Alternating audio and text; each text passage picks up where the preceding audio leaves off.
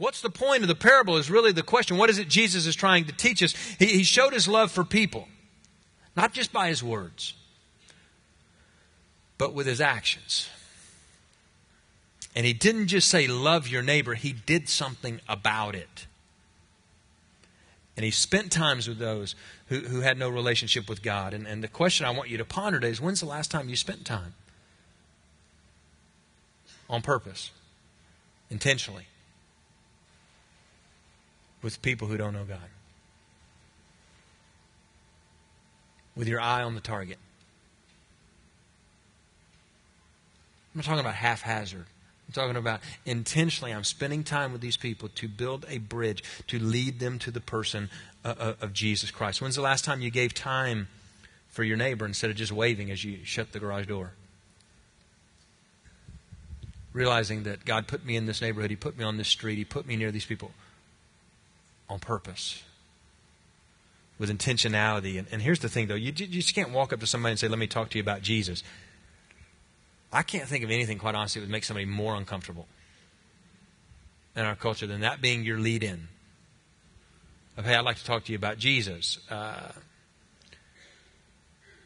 It's just weird, right? In our culture to say, let's talk about Jesus. People don't want to talk about religion, and they view that as religion. You have to warn them if you have to build a bridge over troubled water so that you can bring them to the truth. And you find an opening in any gift or talent. And Jesus used every means possible and every tool at His disposal to build a bridge with people so that He could share the gospel. And as a point of illustration today, I want to introduce you to one of my friends who's a member of our church, Tom Quinn. Tom, come and join me up here if you would, because Tom 7 years ago gave his life to Christ, right? 7, 8? Almost 8 years ago, and gave his life to Christ. And he has a business called Imagery Concepts, and I'm going to just introduce it to you, and then I'm going to let him describe it to you. And Tom was one of the few people that at first glance did not like me. And there are a few out there. And so I hung with Tom through that process because contrary to what you believe about me, I really do care what people think, and not all people, and not all the time. But some of the time I care about what some people think. And so I spent some time with Tom. We actually have become friends. Yeah. And have lunch together on a regular basis and spend time together. And and in one of the initial meetings we had, he said, you preached a sermon about using your worldly wealth for eternity. And he said, how do I use my company for the kingdom? And I said, tell me what you do.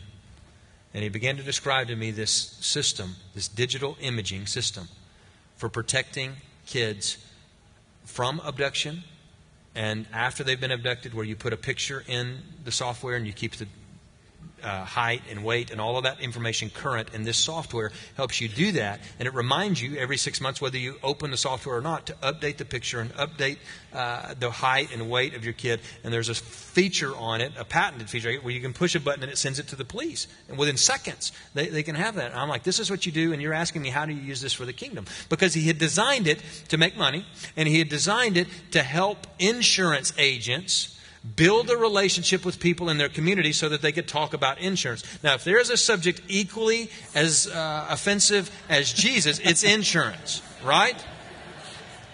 And so I want to talk to you about insurance. No, thank you. I'd rather get a root canal. And so what he did is he taught insurance agents how to help people with this software, and to give this software as a gift to people to say, I want to help you protect your children. And if you ever need a quote on life insurance, call me. And then you could call them a few weeks later and say, did you load the software? Did you put the picture in? And if your automobile needs insurance, call me. And so he taught them cause marketing. And Farmers has become one of the largest and fastest growing insurance agencies in the world using this system. And I said, this is what you do, and you want to know how to use it for the kingdom? This is a slam dunk. Tom, tell us what I left out about your business and your company. Okay. Well, we did. We started a company in 1998, just by the grace of God. I wasn't saved at the time, but it was all about money. I'll be honest.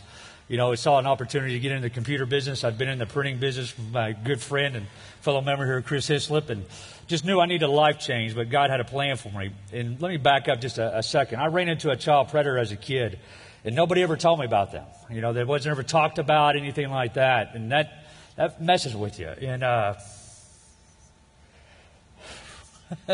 It's all, yeah. But anyhow, fast forward, and all of a sudden I'm meeting the president of Canon USA. And he's introducing me to the National Center for Missing and Exploited Children. Myself and my business partner, Rob Rector, is here with me today. I mean, you've got people in your walk that take you through this thing. And we meet the National Center, and we designed the first digital ID called the MILK program. It stands for Managing Information on Lost Kids. And you did a great job describing that. It's just about being ready. I've got a question for everybody out there, especially you guys. Have you ever lost a kid for like about 2 minutes? See your hands here. You know, just a minute or so. You tell me that your gut doesn't go down to the bottom of your feet and you're thinking, my wife is going to kill me. You know? I got to find this kid. And you find him and you're so mad, but you're so happy to have the child back. Well, I tell you what, it doesn't happen all the time when you get that child back. And if we can just roll that film. This is our spokesperson, Rebecca DeMauro, and she's a real special person in our life. We've been to the White House with her, in front of Congress. It's just been really blessed. Going through 3 days of having a missing child, and not knowing what to do, not knowing what to even suggest to the police. I can remember just going through photo albums and trying to get stuff together, trying to put together anything to give them. And it was just very chaotic. I remember it being very scary and very sad, and just trying, and I remember at one point going through Andy's room trying to find anything to help bring her home. And so finally we gave all of the stuff to the police. They made the photographs, they made the flyers, and it was just really, really scary. And it took a long time to put all this stuff together. That's the whole key of this software, the time. 2,000 kids are reported missing every day in the United States. And when I first heard that, I thought, there's no way. What that means is that parent was panicked enough to pick up the phone, report their child missing to the local authorities, and by federal mandate, that has to go into the FBI database. Okay? So if you've ever been to that level, that's enough of a level. Now, when we talk about the bad abductions, when I mean a bad abduction where the child's taken right out of school or, off the playground, that happens about 115 to 150 times a year. Now, if that's your time, that were to happen to you, are you ready? The whole thing is time. If it happens within the first hour, these animals kill the child 70% of the time. And you've got to get it out quickly. That's what this software is all about, the MILK program. And it's contained in here. But let's say your neighbor doesn't have kids, but you still want to talk to them. We also have EARS, electronic animal recovery system. I'm telling you, people are crazy about their pets. They'll think you're the greatest thing in the whole world to protect their pet. Well, they don't have pets. Maybe it's a senior citizen or a person in their life. My wife's a brain cancer survivor, and we have the Silver ID that has all the medical information in it. I can keep it on my phone. I'm ready to go. This goes on your computer and stays right there. And the other thing, anybody getting very worried this past Thursday night when all the tornadoes were swirling around? Look around your house and think, would you be able to even identify the stuff in your house? It has a digital inventory on it. So the whole point of this is not just advertising, it's making a difference. Okay? You're able to go and not scare them with Jesus, but say, my church is doing this to help protect, and you give it to them. And then it advertises for the church. It gets them in a database where we can contact them. We don't know when that time is going to be right. It's not our job. That's what I had to learn, too, is to close the deal. It's God's job. But you've got to be able to meet them. Now you got a tool, and this is just one of them. I challenge you to think about your tools that you do for a living. But just talk to them. Hey, I just want to give this to you. When you talk about life insurance, I was thinking about when you said that. Man, this is like the eternity insurance. Yeah. It's a little bit more important than life insurance. So just try this. And today out on I was just growing up Catholic, the vestibule. You remember that? Yeah. In our scary world.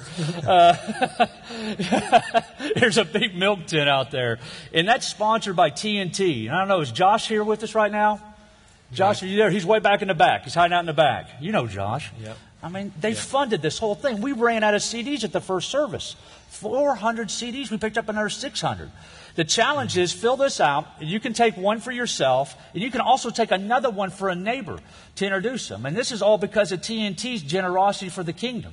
If we all could just give them a hand, I just appreciate it, because without them, it's not happening. Yeah. Let me say this, that we took it after Tom and I had this conversation. And last fall, we took it to our elementary school, where my children go to elementary school, on their back-to-school night. And we set that tent up in the gym at the back-to-school night where they meet their teachers and they buy the pizza and the PTA and the T-shirts and all that the first week of school. And 100 people in this one elementary school filled out the card and got the free copy of the software. Now, this retails for $50 in Walmart to have the software. And we gave it to the people at our elementary school as a gift. Took digital pictures, gave them the digital picture of their children, said, now go home and load this. And the next Sunday, I personally met 3 families in the guest reception who said, we had to come check out the church that was wanting to help us protect our children. And I don't care what the software is. I don't care what the gift is. I don't care what the bridge is. Okay, well, this is an illustration. And today, because it's a good illustration, TNT is buying every family in the church a copy of the software so that you can pick it up out here. But if you want to use it as a tool to build a bridge with a neighbor, then we'll give you another copy for you to take it and use it as a bridge. And if you're a pediatrician today, or you're a dentist, or you have something where you interact with children on a regular basis, I would say buy a bunch of these and use them and give them to your patients or give them to your clients and use it to build a bridge to talk to them about Jesus and to use it in that way. Now, there's another facet to his company, and we got to end, but there's another facet to his company called Cling to the Word. I told you about this a few months ago. It's where he took scriptures that we want to memorize, and he put it on the material that oil change people use that we stick to the windshield. When he told me about that, I was like, duh. Well, I've been taping index cards to the dash of the car all this time, and it's just one of those moments. And so I have, one on my windshield in my car, and then he used a non-translucent one for the mirror because you can't, use the translucent one in the mirror because it kind of reflects upon itself, and you'll be dyslexic at the end of memorizing the scripture. And so he's created this process, and he and I have argued about it many times because he said it's also a bridge.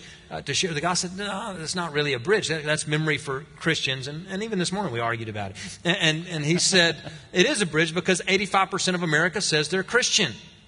And so 85% of the people in this country you talk to, they say, yes, I know God. Yes, I'm a Christian. Yes. And so you talk about Scripture and you give them some Scriptures to memorize and you use that as a bridge. Now, I don't care what tool you use. We're just making this one available today as one example of the millions or billions of things that you have at your disposal to build a bridge with somebody to lead them into a relationship with Jesus Christ. Okay? Would you thank Tom for sharing with us today? Thank you all. And it's our responsibility to share Christ with people. Now, pastors ask me on a regular basis, they'll say, Pastor, what is your evangelism strategy? I mean, the Church of Battle Creek is leading hundreds of people, if not thousands of people, every year to Jesus. What's the strategy? And when I explain it, it's we build a bridge and we bring people over it. That's the strategy. That's it? Yeah, that's it. And we want our people to build bridges with people and invite them to a place where they can come to know Jesus Christ. Now, that has translated very, very well in our congregation. Because this August, 8 years ago, we launched a church with 120 people, and next Sunday we'll have over 6,000.